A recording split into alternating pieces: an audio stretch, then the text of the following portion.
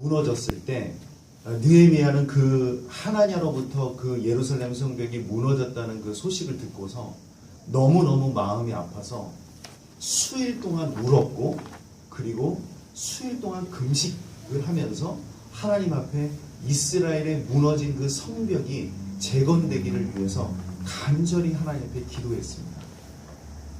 근데 우리 그리스도인들에게, 여러분, 우리가 한국 교회를 위해서 기도합시다. 그러면은 이렇게 잘 마음에 잘 안 다가오는 것 같아요. 왜냐하면 우리 교회를 위해서 기도합시다. 자기가 다니고 있는 그 교회를 위해서 기도합시다 그러면, 그래, 교회를 위해서 기도해야지, 그렇게 생각하는데, 한국 교회가 무너졌습니다. 한국 교회가 맛을 잃은 소금이 되어서 밖에 버리워져서 사람들에게 밟히고 있습니다. 우리 정말 깨어서 눈물로 한국 교회를 위해서 기도해야 합니다. 그러면 그렇게 마음에 다가오질 않아요.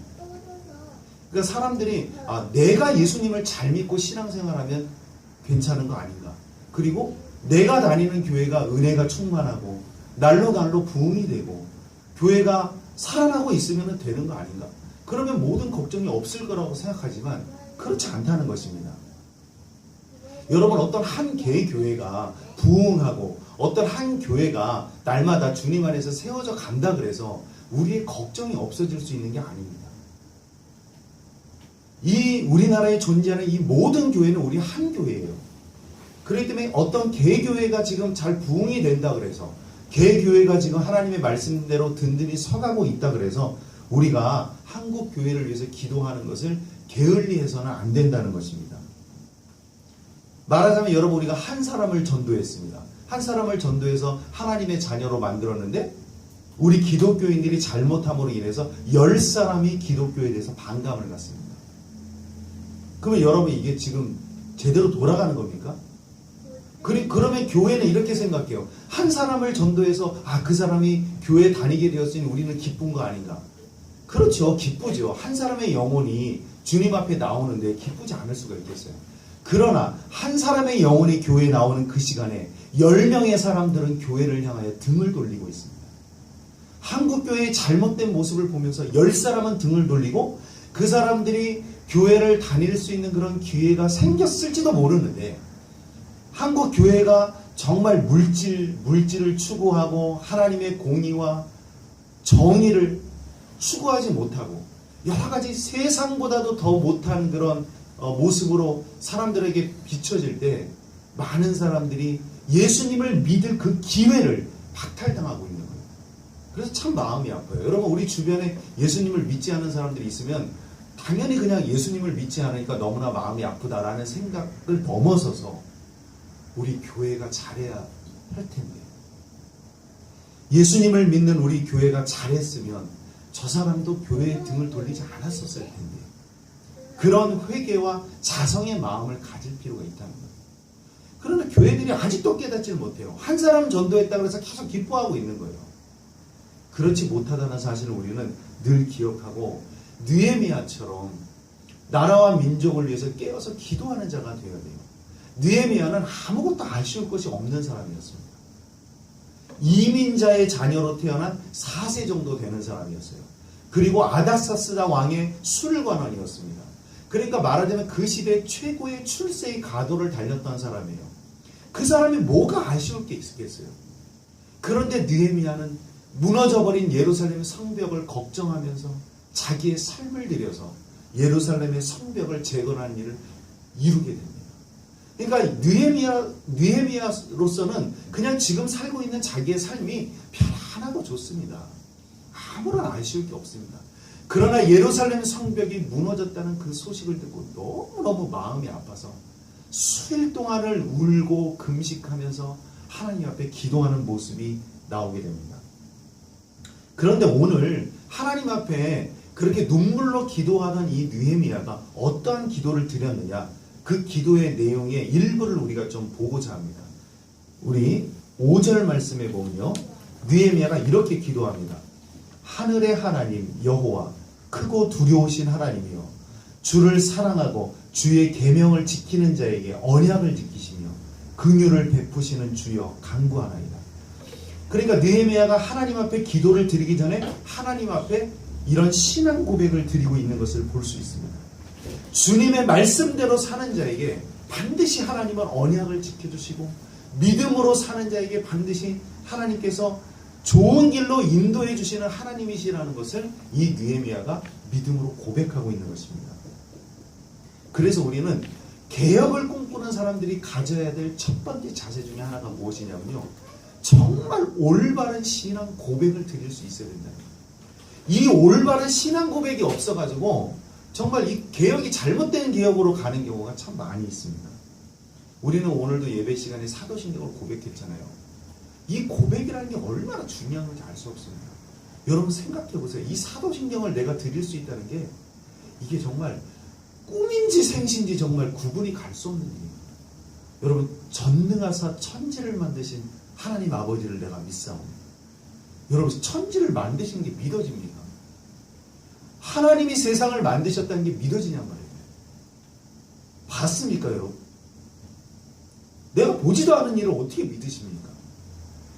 근데 정말 그 마음의 거리낌이 없이, 정말 일말의 거리낌도 없이 고백할 수 있어요.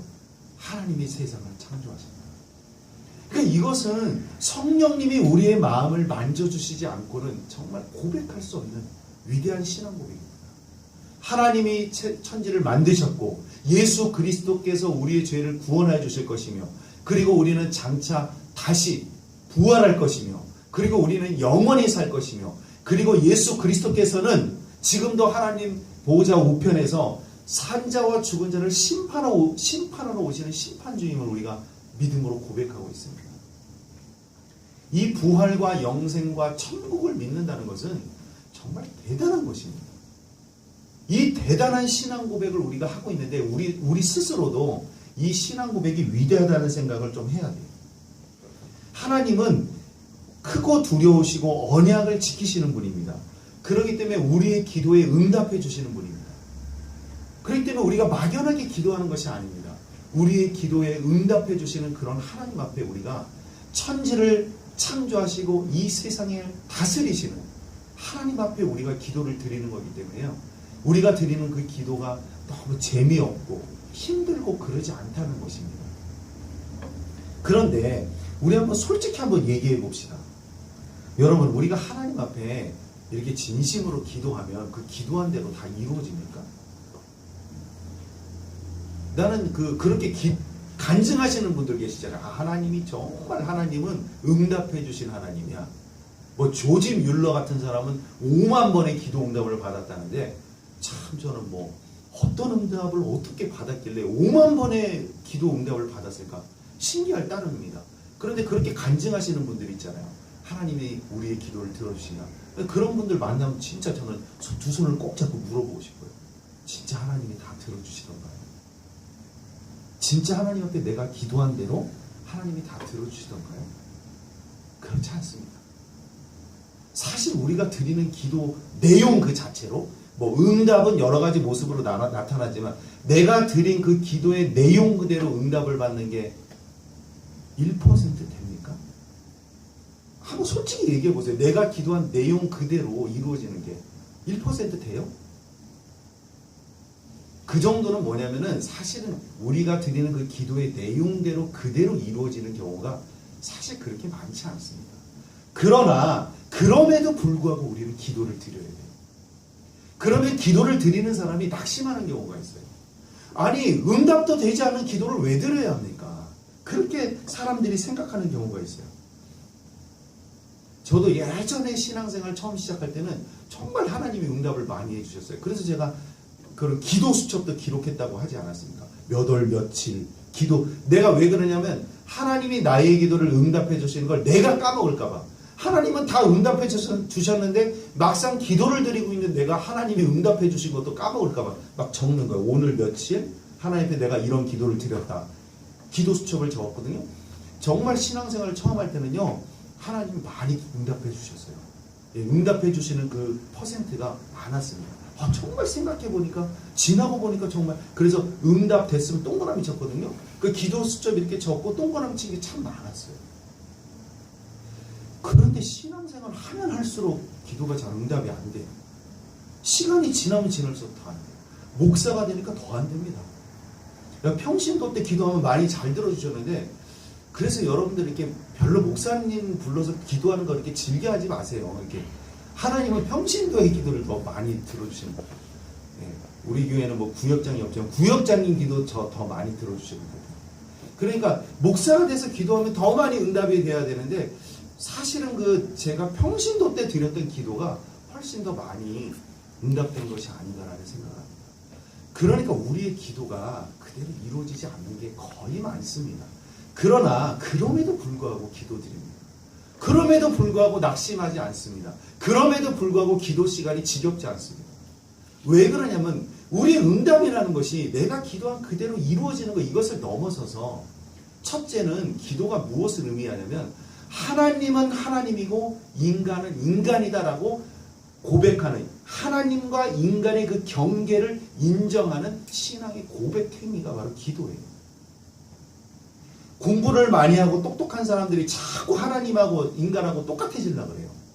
선악과가 무엇입니까? 하나님과 인간이 똑같아지려고 하는 거예요. 그게 아닙니다. 하나님이 우리의 기도를 그대로 응답해 주시든 안 하시든 우리가 해야 할 일이 뭐예요? 그럼 기도해야지 무엇합니까? 인간이. 천지를 창조하시고 이 만물을 다스리는 하나님 앞에 내가 기도해야지. 그럼 무엇을 합니까? 그러니까 기도가 응답이 되든 안 되든 내가 그대로 이루어지든 안 이루어지든 하나님은 하나님이시고 인간은 인간이다라는 것을 고백하는 그런 위대한 신앙의 고백 시간이 바로 기도 시간이라는 겁니다. 그 다음에 또 한 가지 있다면 내가 모르는 뭔가가 있다는 겁니다. 제 친구가 교회 다니지 않는 친구인데 정말 저에게 진지하게 물어보더라고요. 자기가 아는 예수 믿는 한 여인네가 있는데 이 여인이 정말 성실하고 마음씨가 착하대요. 그런데 그렇게 간절히 기도하는 기도가 있는데 하나님은 왜 그 기도를 들어주시지 않네요. 이 사람은 교회를 안 다니는 친구예요.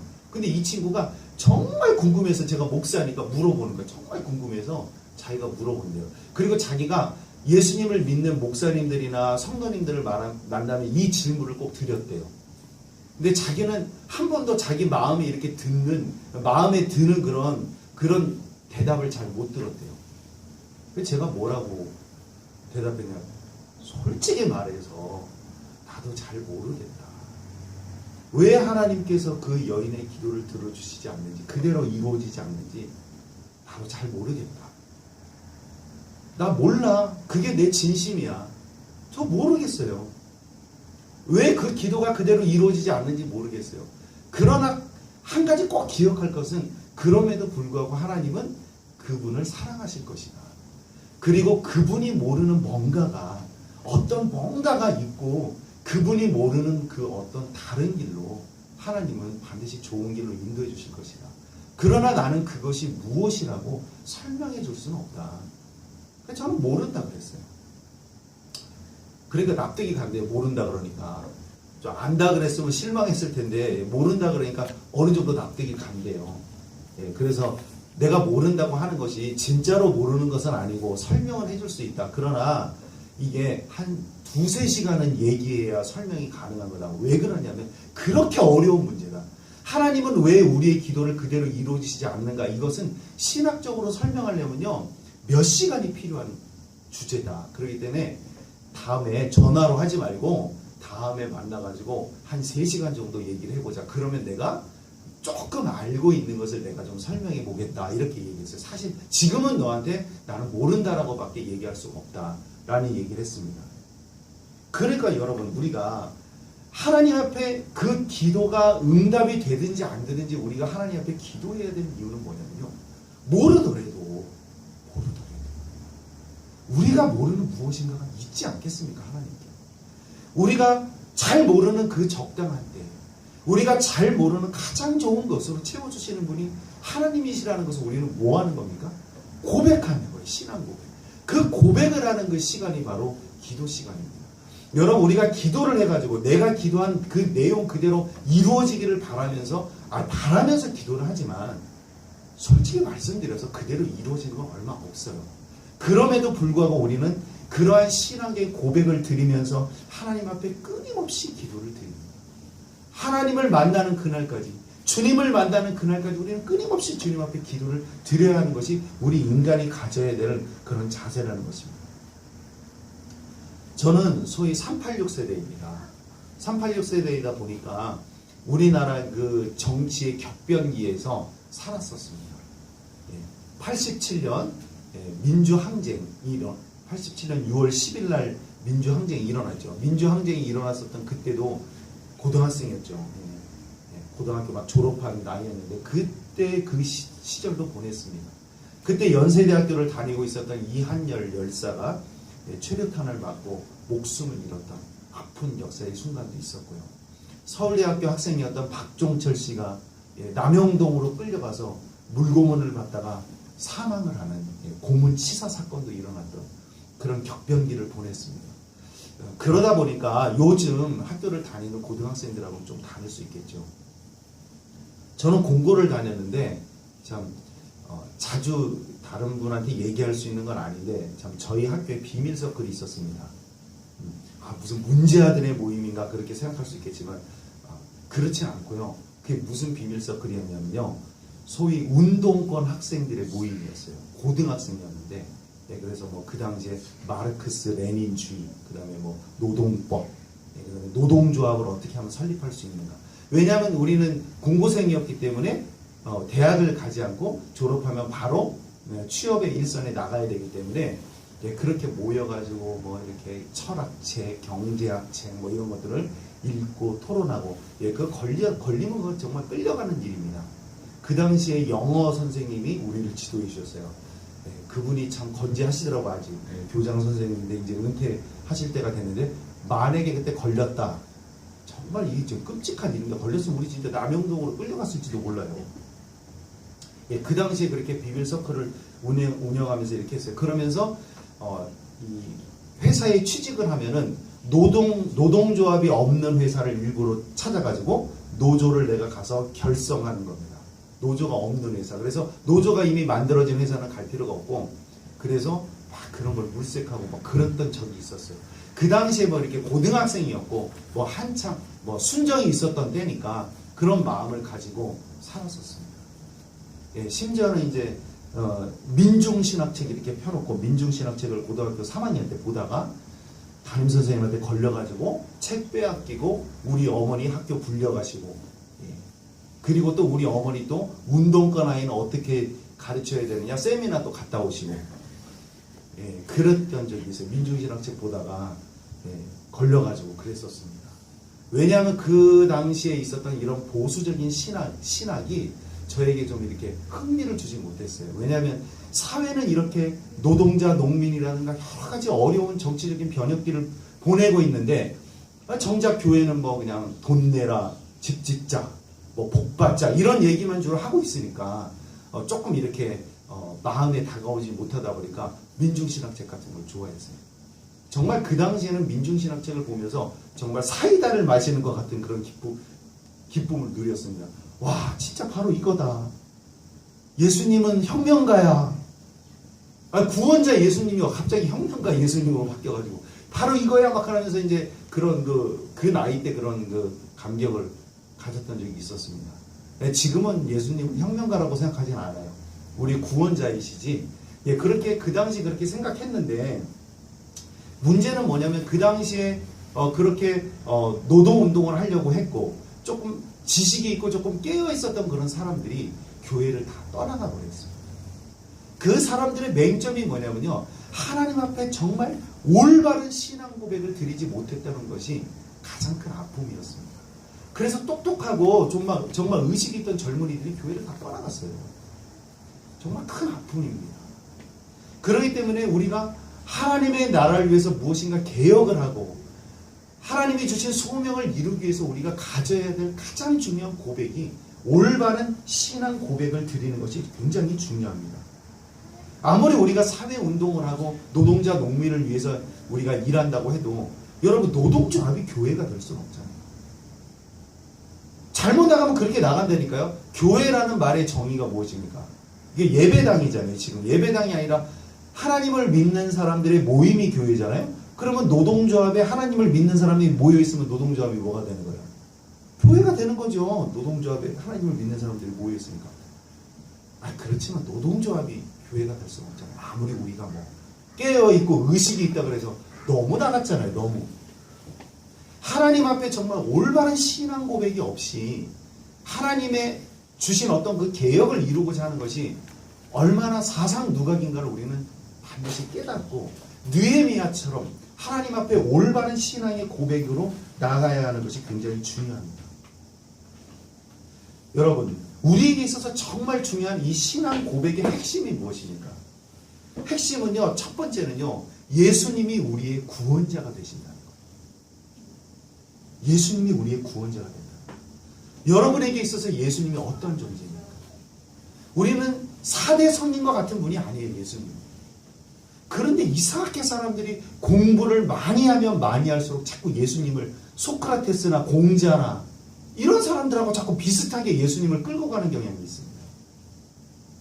그 공부 많이 해가지고 그 무엇합니까? 우리는 공자나 소크라테스, 부처님, 석가모니 같은 이런 분들을 우리는 존경할 수 있지만은 신앙의 대상으로 우리가 믿을 수는 없죠.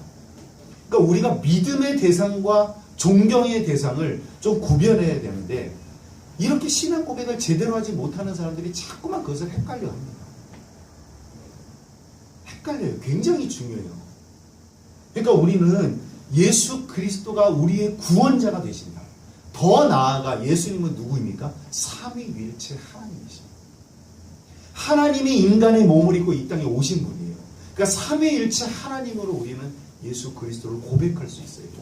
그렇기 때문에 우리는 이 고백이요 굉장히 위대한 고백이 되는 것입니다. 두 번째는요, 가장 중요한 게 뭐냐면요, 두 번째는 영원한 천국을 믿고 사는 것입니다. 정말 천국이 있다는 사실을 믿고 사는 거예요. 제가 얼마 전에 이 페이스북에 글을 하나 올렸는데요. 그 글의 내용 중에 하나가 무엇이냐면요, 목사님 예수 믿으세요 라는 그런 글이었습니다. 어찌 보면 무슨 비아냥거리는 것 같을 수도 있고, 그리고 제가 목사다 보니까 아니 당신은 뭐 얼마나 그 잘난 목사를 해서 목사 보고 예수를 믿으라고 얘기할 수 있느냐 라고 얘기할 수도 있어요. 그래서 저는 정말 제 가슴 깊은 곳에서 그런 생각이 들어요. 정말 그 목사님들이 예수님을 믿는 사람들입니까? 아니 그렇게 예수님을 믿는 사람들이 천국을 믿지 못하고 이 세상에서 그 무엇을 그렇게 많이 누리려고 하고, 무슨 권력을 그렇게 많이 가지려고, 무슨 재물을 이 세상에서 그렇게 많이 쌓으려고, 무슨 명예를 그렇게 이 세상에서 추구하려고 그러고, 이 세상에 예수님을 믿지 않는 그 사람들보다 더 물질 중심주의고 더 세속적이고 그런 생각을 가지고 어떻게 살아갈 수 있냐 이거예요. 그런 목사님들을 향해서 얘기하는 거예요. 진짜 예수님 믿으십니까? 근데 여러분들은 제 말에 동의하는지 안 하는지 모르겠어요. 저는 진짜 묻고 싶은 거예요. 농담이 아니에요. 진짜 그 목사님을 만나서 묻고 싶은 거예요. 목사님 진짜 예수님 믿으세요? 그 믿음은 그렇게 하면 안 되죠. 뭐 예를 들어서 오늘 새벽 기도를 빠졌다. 그거 갖고 얘기 드리는 게 아니에요. 피곤하면 빠질 수 있죠. 잠들면 못 나올 수도 있고 시간이 안 되면 못 나올 수도 있죠. 그런 걸 갖고 얘기하는 게 아니에요.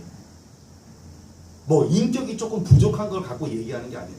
근본적인 이 생각, 근본적으로 물질 중심주의적이고 근본적으로 세속적인 생각에서 벗어나지 못하고 있다면 그건 예수님을 믿는 것이 아니죠. 예, 담임 목사님은 뭐 이런 거 저런 거 따져가지고 한 1,000만 원 정도의 사례금을 받고 있으면서 여자 전임 전도사님은 100만 원의 월급을 주고 있습니다.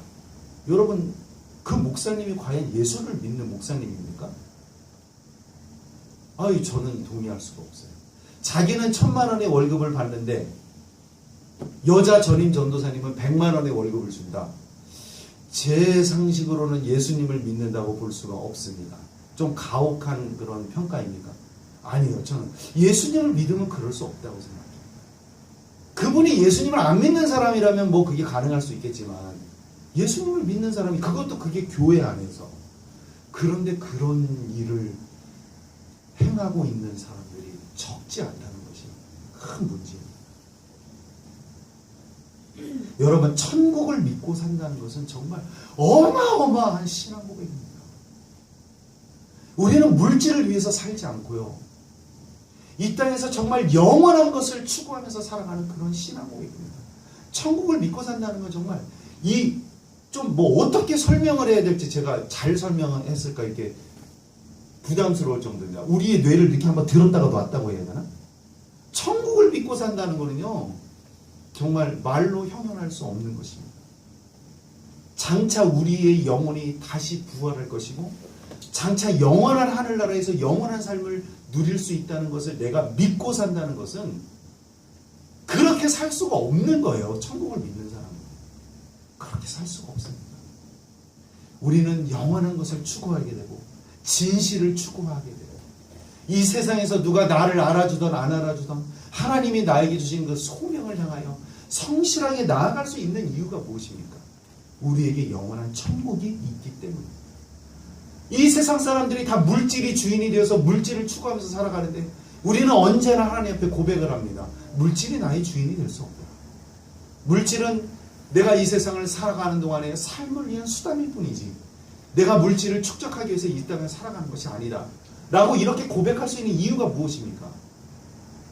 눈에 보이지도 않는 그 천국을 내가 있다고 하나님 앞에 신앙적으로 고백하고 있기 때문에 그 어떤 삶이든지 진실한 삶을 추구할 수 있는 것, 그것은 영원한 삶이 우리에게 있기 때문입니다. 그걸 고백하는 사람이 바로 예수님을 믿는 사람. 그렇다면 우리의 삶은 전체가 다 달라질 수밖에 없습니다. 여러분, 우리가 좀 살다 보면 좀 슬픈 일도 있고 때로 낙심하는 일도 있을 수 있습니다. 그러나 우리가 계속해서 슬퍼하고 계속해서 낙심하는 건 아니에요. 어디를 생각해야 됩니까? 천국을 생각하지 않을까요? 좀 슬픈 일을 당했습니다. 있을 수 있습니다. 그럼에도 불구하고 우리는 다시 일어설 수 있어요. 우리를 이끌어주시고 우리를 도와주시며 장차 영원한 하늘나라에서 우리의 영원한 삶을 예비해 주신 그 하나님을 찬양하면서 뭐 살다가 조금 생기는 뭐 슬픈 일, 어려운 일, 뭐 힘들고 어렵지만 뭐 못 이겨나갈 것도 아니지 않습니까? 내가 하나님을 믿고 천국을 믿는데, 그렇기 때문에 우리는 이 하나님 앞에 이 천국을 고백하고 영원히 사는 삶을 고백한다는 이 신앙의 고백은 우리의 삶 전체를 뒤바꿔 놓는 혁명과도 같은 믿음의 고백입니다. 그런데 우리 그리스도인들이 이런 고백을 드리는 것을 너무 평가절하하는 경향이 있어요. 하나님, 저는 부족한 존재예요. 저는 연약한 존재예요. 저는 정말 아무것도 아닌 존재예요. 그렇게 기도하는 것은 옳을 수는 있어요. 그러나 여러분, 진짜 그렇게 생각하는 건 아니죠. 우리가 하나님 앞에 기도하면서 우리의 겸손한 자세를 하나님 앞에 아뢰면서 그런 기도를 드리는 거지, 여러분, 우리는 연약한 자가 아닙니다. 우리는 어떤 사람입니까? 천국을 믿고 사는 사람이에요. 이 세상에서 가장 강한 사람이에요. 아니, 천국을 믿지 않는 사람이 어떻게 강할 수가 있겠어요? 이 땅에서의 삶이 마지막이라고 생각하는 사람이 어떻게 강한 사람이 될 수 있겠어요? 진정한 강자는 영원한 천국을 바라보면서 살아가는 사람이 진정한 강자입니다. 이 세상이 그 어떤 것에도 굴하지 아니하고 믿음의 길을 걸어갈 수 있는 위대한 신앙인이 될 수 있는 것이 바로 천국을 믿고 사는 사람이라는 것입니다. 여러분 스스로를 과소평가하지 마십시오. 나는 위대한 신앙 고백을 하는 사람이고, 그리고 이 위대한 신앙 고백은 내가 잘나서 한 것이 아니라 나의 마음을 만져주시고 이끌어주시는 성령님께서 나와 함께하여 주셨기 때문에 내가 믿음의 주요 온전하신 주를 구주로 고백할 수 있는 것입니다. 여러분, 신앙 고백을 드릴 수 있는 사람은 위대한 사람입니다. 그리고 여러분, 우리가 드리는 그 신앙의 고백대로 살아갈 수 있도록 노력하고 기도해야 할 것입니다. 그렇다면 우리는 이 세상을 느헤미야처럼 올바른 신앙 고백을 가지고 무너진 성벽을 다시 일으킬 수 있는 위대한 하나님의 일꾼으로 살아갈 줄로 믿습니다. 기도하겠습니다.